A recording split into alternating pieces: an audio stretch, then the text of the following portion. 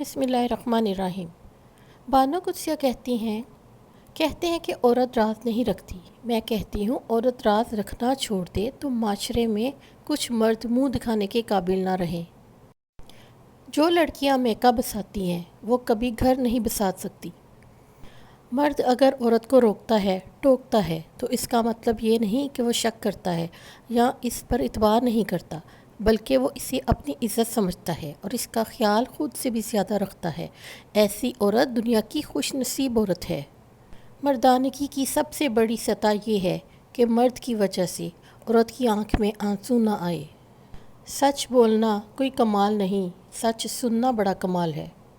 شریف عورت جب کسی سے ایک دفعہ جڑ جائے تو بس وہی اس کا سب کچھ ہوتا ہے، کسی اور کے سائے کا تو سوال ہی پیدا نہیں ہوتا۔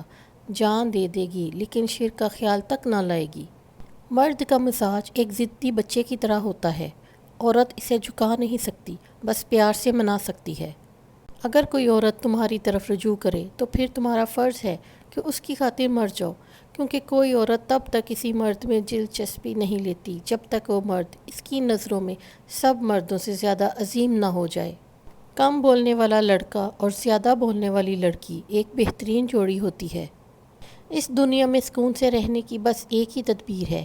ہر انسان کے پاس ایک وسیع و عریض قبرستان ہے جہاں لوگوں کی غلطیوں اور خامیوں کو دفنا آیا کرے۔ اگر کوئی عورت آپ سے آپ کا مرد چرا لیتی ہے تو سب سے اچھا بدلہ یہی ہے کہ آپ اسے وہاں ہی رہنے دیں، کیونکہ اصلی مرد چوری نہیں ہوتے۔ انسان کی سب سے بڑی کامیابی یہ ہے کہ خود کو خود کی ذات تک محدود رکھنا ہے۔ خود کو کسی بھی چیز کا اتنا عادی نہ بنائیے کہ اس کے بغیر گزارا ممکن نہ ہو۔